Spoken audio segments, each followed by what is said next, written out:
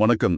நீங்க அனுப்பி வச்சிருந்த ஓஷோவோட அஷ்டவக்ர மகா கீதை சொற்பொழிவு, குறிப்பா அந்த 23வது உரைய கேட்டோம். உண்மையிலேயே ஒரு ஆழமான அனுபவம். ம் ஜனக மகாராஜா ஞானமடைஞ்ச நிலைய பத்தி ஓஷோ பேசுற விதம் நம்ம மனசுக்குள்ள இருக்கிற நிறைய போராட்டங்களுக்கு ஒரு முற்றுப்புள்ளி வைக்கிற மாதிரி இருந்துச்சு. ஆமா, இந்த உரையாடலோட நோக்கமே அதுதான் சொல்லலாம். ஆன்மீகம்ங்கிறது ஏதோ ஒண்ணு அடையறதுக்கான ஓட்டம்னு நாம நினைச்சிட்டு இருக்கோம். ஆமா, ஒரு இலக்கு மாதிரி. ஆனா ஓஷோ இங்க அப்படி தலைகீழா ஒரு விஷயத்த சொல்றார். அது ஓட்டமே இல்ல, அது ஒரு நிறுத்தம். அந்த நிறுத்தத்தை நாம எப்படி புரிஞ்சுக்கிறது, அதுக்கு ஏற்றுக்கொள்ளுதல் அப்படிங்கிற ஒரு சாவி எப்படி உதவுதுங்கிறத பத்தி தான் நாம இன்னைக்கு ஆழமா பேச போறோம். ரொம்ப நல்லா சொன்னீங்க. ஓஷோ ஆரம்பிக்கிற இடமே ரொம்ப ஒரு கவிதை மாதிரி இருக்கு. சத்தியத்தை வார்த்தைகளால சொல்ல முடியாதுன்னு சொல்றார். ம் திறந்த உள்ளங்கையில இருக்கிற ஆகாய மாதிரி தான் சத்தியம். அதை மூட முயற்சி பண்ணா அதை உள்ள சிக்காது, கை மட்டும்தான் மூடி இருக்கும்னு சொல்றாரு. எனக்கு இங்க ஒரு கேள்வி வருது. சொல்லுங்க. வார்த்தைகளால சத்தியத்தை சொல்லவே முடியாதுன்னா அப்புறம் எதுக்கு புத்தர், அஷ்டவக்ரர், ஓஷோன்னு எல்லாரும் இவ்ளோ பேசணும்? இது ஒரு பெரிய முரண்பாடா தெரியலையா? நிச்சயமா, இதுதான் ஆன்மீகத்தோட மையமான முரண்பாடே. ஓஷோ இதுக்கு கருணை தான் காரணம்னு சொல்றாரு. ஆனா அது இன்னும் கொஞ்சம் ஆழமா பார்க்கலாம். சரி. ஞானிகள் பேசுற வார்த்தைகள் சத்தியத்தை உங்களுக்கு கொடுத்துறாது. அது ஒரு வரைபடம் மாதிரி. ஓகே. வரைபடத்தை வச்சுக்கிட்டு நீங்க ஊருக்கு போய் சேரலாம். ஆனா வரைபடமே ஊர் கிடையாது இல்லையா? அவங்க வார்த்தைகள் ஒரு தூண்டுகோல். உங்க உள்ளுக்குள்ளே ஏற்கனவே ஒரு நெருப்பு இருக்கு, ஆனா அது தூங்கிட்டு இருக்கு. ம். அந்த வார்த்தைகள் நெய் மாதிரி விழுந்து அந்த நெருப்பை இன்னும் கொஞ்சம் பிரகாசமா எரிய வைக்கும். ஓ, அப்ப வார்த்தைகளை பிடிச்சிக்க கூடாது, அது காட்டுற திசையில பயணிக்கணும்னு சொல்றீங்க. சரியா சொன்னீங்க.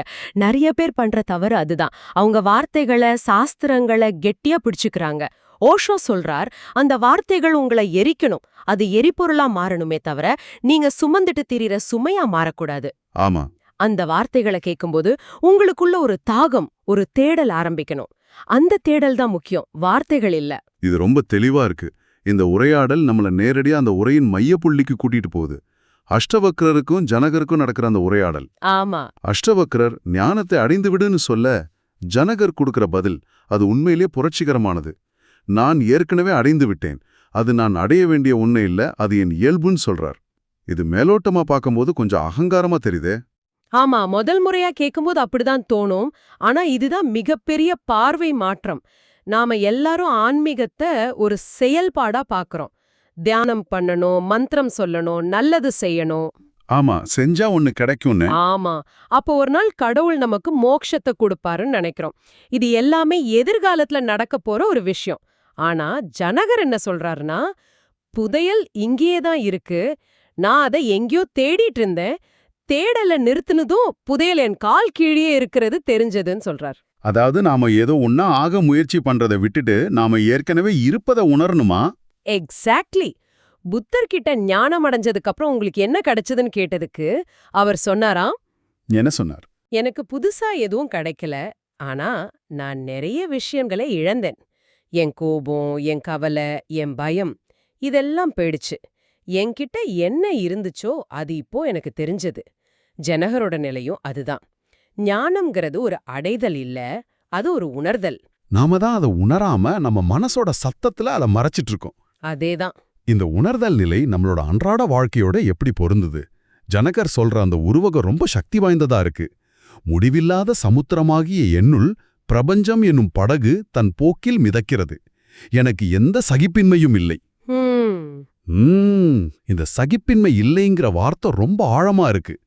இன்பம், துன்பம், கோபம், சந்தோஷம்னு தினமும் நாம எவ்வளவோ அலைகள்ல தத்தளிக்கிறோம். இதுக்கு என்ன அர்த்தம்? இதுதான் இந்த உரையாடலோட மிக முக்கியமான பகுதி. நாம என்ன நினைக்கிறோம்னா, வாழ்க்கையில இன்பம் மட்டும்தான் இருக்கணும், துன்பம் இருக்கக்கூடாது. சரி. அமைதி மட்டும்தான் இருக்கணும், குழப்பம் இருக்கக்கூடாதுன்னு நினைக்கிறோம். அதாவது நம்ம வாழ்க்கையோட ஒரு பாதியை மட்டும் ஏத்துக்கிட்டு இன்னொரு பாதியை நிராகரிக்கிறோம். இதுதான் எல்லா பிரச்சனைக்கும் காரணம். ஆனா அது இயல்பு தானே? யாருக்கு தான் கஷ்டப்பட பிடிக்கும்? எல்லாரும் அமைதியைத்தானே தேடுறாங்க. இங்கதான் ஓஷோ ஒரு பெரிய குண்டை தூக்கி போடுறாரு. அவர் சொல்றாரு, நீ அமைதியை தேடுவதே ஒரு வகை அமைதியின்மைதான்னு. என்னது? இது கேட்கறதுக்கு விசித்திரமா இருக்கலாம், ஆனா யோசிச்சு பாருங்க. உங்ககிட்ட ஒரு விஷயம் ஏற்கனவே இருந்தா அதனால உங்களுக்கு பிரச்சனை வராது. உங்ககிட்ட இல்லாத ஒண்ணு நீங்க வேணும்னு கேட்கும்போதுதான் போராட்டம் ஆரம்பிக்குது. ஓ. உங்களுக்குள்ள மன அமைதியின்மை, அதாவது அசாந்தி வரும்போது நீங்க உடனே ஐயோ எனக்கு அமைதி வேணும்னு ஒரு புது ஆசையை உருவாக்குறீங்க. இப்போ உங்ககிட்ட 2 பிரச்சனை. 1 ஏற்கனவே இருக்கிற அமைதியின்மை, 2 அமைதி வேணுங்கிற புது போராட்டம். ஒரு நிமிஷம், இது கொஞ்சம் குழப்பமா இருக்கு. அப்போ மனசு குழப்பமா இருக்கும்போது அமைதியா இருக்க முயற்சி பண்ணக்கூடாதா? இது என்ன ஒரு செயலற்ற நிலை மாதிரி தெரியுதே. ஒரு அநீதி நடக்குதுன்னா அதையும் ஏத்துக்கிட்டு சும்மா இருக்கணுமா? ரொம்ப முக்கியமான கேள்வி. ஓஷோ சொல்றது செயலற்ற தன்மைய பத்தி இல்ல. அவர் சொல்றது உள்மன போராட்டத்தை பத்தி. சரி. வெளி உலகத்துல ஒரு அநீதி நடந்தா அத மாத்த நீங்க போராடலாம், அது வேற விஷயம். ஆனா உங்க மனசுக்குள்ள ஒரு துன்பம் வரும்போது அத நீங்க எதிர்த்து போராடினா அதோட சக்தி அதிகமாகும். ஓஷோ சொல்றார், சரி இப்ப நான் அமைதியற்றவனாக இருக்கிறேன், பரவாயில்ல, நீ முழுசா அதை ஏத்துக்கிட்டா என்ன ஆகும்? என்ன ஆகும்? அந்த கணம் அந்த போராட்டம் நின்னுடும். அந்த அமைதியின்மை உங்களை விட்டு போகாம இருக்கலாம், ஆனா அது உங்களை தொந்தரவு செய்யாது. ஏன்னா நீங்க அதை எதிரியா பார்க்கல, ஒரு விருந்தாளியா பார்க்கறீங்க. அதாவது ஒரு உணர்ச்சிய நல்லது கெட்டதுன்னு முத்திரை குத்தாம அது எப்படி இருக்கோ அப்படியே பார்க்கணுமா?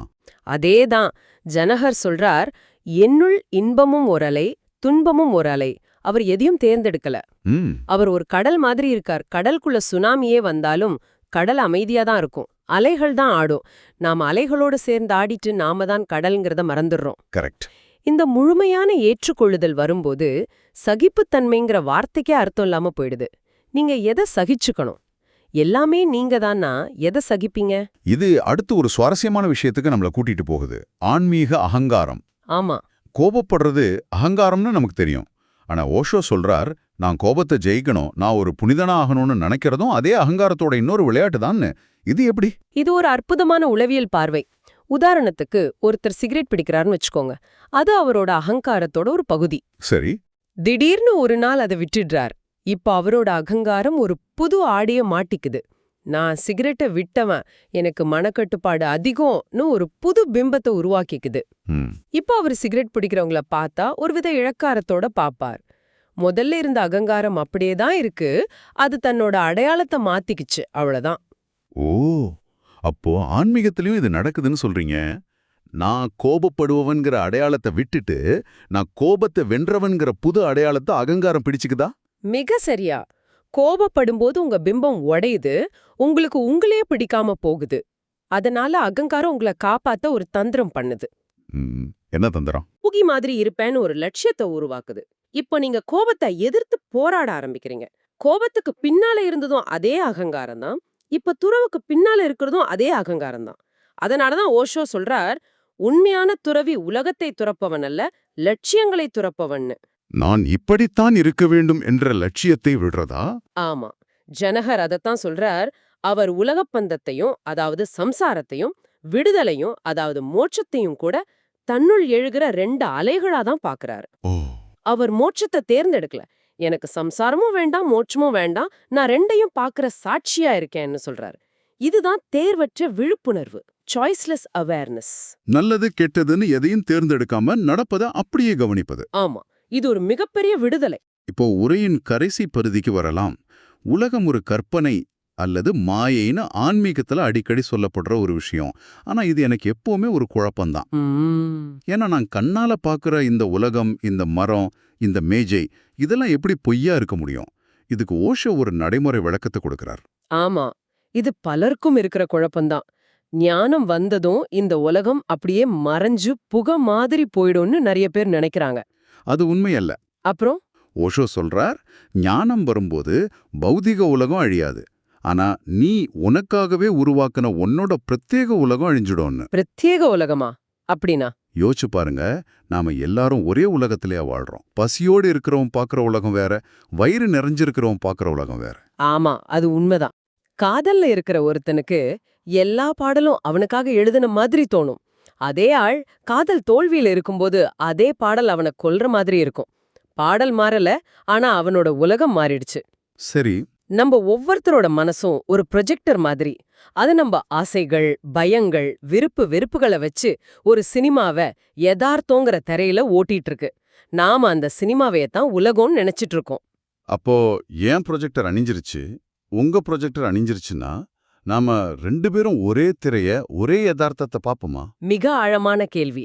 ஓஷோவோட பார்வைப்படி எல்லா ப்ரொஜெக்டரும் அணைஞ்சதுக்கு அப்புறம் இருக்கிற அந்த திரை ஒண்ணுதான். அதத்தான் அவங்க யதார்த்தம், பிரம்மம், தம்மம்னு பல பேர்ல சொல்றாங்க. ஓ, அது நம்ம மனசு உருவாக்குற கற்பனை உலகத்தை பத்தி, இந்த பௌதிக உலகத்தை பத்தி இல்ல. ஆக இந்த முழு உரையாடலையும் சுருக்கமா பார்த்தா ஒரு விஷயம்தான் திரும்ப திரும்ப வருது. எதிர்ப்பதை விட ஏற்றுக்கொள்வது, தேர்ந்தெடுப்பதை விட சாட்சியாக இருப்பது, ம், மாறுவதை விட இருப்பதை உணர்வது. ஆமா. ஜனகரோட அந்த தேர்வற்ற விழிப்புணர்வு நிலைதான் எல்லாத்துக்கும் திறவுகோல். மிகச்சரியா சொன்னீங்க. நல்லது, கெட்டது, இன்பம், துன்பம், பாவம், புண்ணியம்னு எல்லாத்தையும் நம்மளோட பகுதியா, நம்ம இயல்புல எழுகிற அலைகளா பார்க்கும்போது அங்க போராடுறதுக்கு எதுவுமே இல்ல, தேர்ந்தெடுக்கிறதுக்கு எதுவுமே இல்ல. ம், நீங்க வெறுமனே கவனிப்பவரா மாறிடுறீங்க. அந்த கவனிப்புல ஒரு அசாதாரணமான அமைதி இருக்கு. இந்த உரையின் இறுதியில ஓஷோ நம்ம சிந்தனைக்காக ஒரு கேள்வியை விட்டுட்டு போறாரு. அது ரொம்ப சக்தி வாய்ந்ததா இருந்துச்சு. அத நம்ம இறுதி சிந்தனையா எடுத்துக்கலாம். சரி. அவர் சொல்றார், நம்ம முன்னாடி 2 பாதை இருக்கு. ஒன்னு, நம்மளோட முடிவில்லாத கர்ம வினைகளை மாத்த முயற்சி பண்றது. அதாவது பாவங்களை புண்ணியத்தால அழிப்பது, கெட்ட குணங்களை நல்ல குணங்களால மாத்துறது. இது ஒரு ரொம்ப நீண்ட, ஒருவேளை முடிவே இல்லாத பயணம். இன்னொரு பாதை, இந்த கணத்திலேயே அது பாவம், புண்ணியம், நல்லது, கெட்டது எதுவா இருந்தாலும் எல்லாத்திலிருந்தும் விலகி ஒரு சாட்சியா மாறிடுறது. ஆமா, கர்மாவை மாத்த முயற்சி பண்ணாம அந்த கர்மாவோட விளையாட்டையே ஒரு பார்வையாளனா நின்னு வேடிக்கை பாத்துறது. கேள்வி இதுதான், விடுதலைங்கிறது எதிர்காலத்துல நாம கஷ்டப்பட்டு அடைய வேண்டிய ஒரு இலக்கா, இல்லைன்னா அது இந்த கணத்துல நாம எடுக்க வேண்டிய ஒரு பார்வை மாற்றமா? இதை நீங்க தான் யோசிக்கணும்னு ஓஷோ இந்த உரையை முடிக்கிறார்.